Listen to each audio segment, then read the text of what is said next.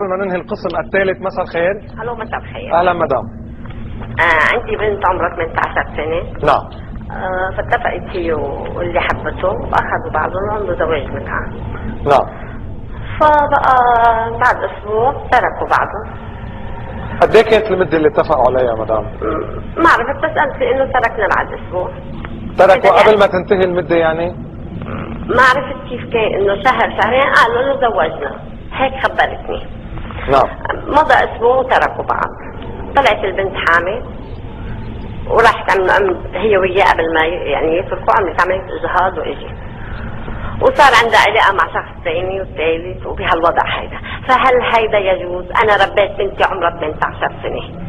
هل هيدا يجوز انه بتترك واحد بالجواز متعه جمعه ما عجبها تاخذ واحد ثاني وما عجبها تاخذ واحد ثالث؟ هل هيدا يجوز بديننا؟ مدام، هل ولي بنتك هل كانت بكر قبل ما عقدت المتعه؟ طبعا.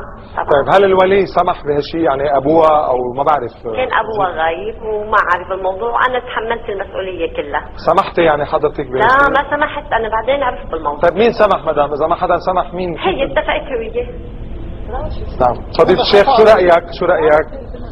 هذا خطأها. البكر البكر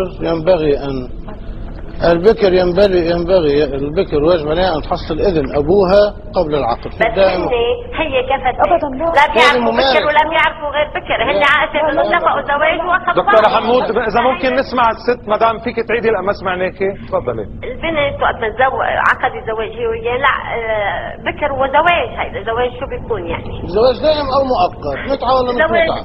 مش مهم، بس انه زوجها وقامت تركته بعد فتره، ولقيت انه لقوا هالشغله، هالبنات لقوا هالشغله وسيله انها هينه لهم ولعلاقاتهم، من واحد لواحد. هذا غلط منك. هيدا التحليل هيدا منه حلال، هيدا حرام. هذا خطأ. هيدا حرام. نحن وقت بدنا نحلل لاولادنا فلذات كاحبابنا نحلل لهم هالشيء، هيدا رب العالمين بيريده ما بيريده ولا يجوز. مدام ممكن انا تعبت ومت عليها لربيتها لصار عمرها هالقد وابوها مسافر لكده ويتعب. مدام اتفقت هي وياه وعملوا هالشيء هيدا. مدام سمعنا رايك وبنحترمه وبنقدر الوجع اللي عم تعاني منه. اذا بدنا نسمع دقيقه بس جواب سريع لفضيله الشيخ قبل ما ننهي القسم الثالث. تفضل فضيله الشيخ. اولا المدام ما بينت اذا العقد كان والزواج كان زواج دائم ورجع طلقها او زواج مؤقت لا مؤقت متعه. مدام اذا ممكن نسمع فضيله الشيخ من دون ما نقاطعه. وثانيا بكلا الحالتين البنت هي اخطأت بالممارسة، اخطأت بهالامر هذا.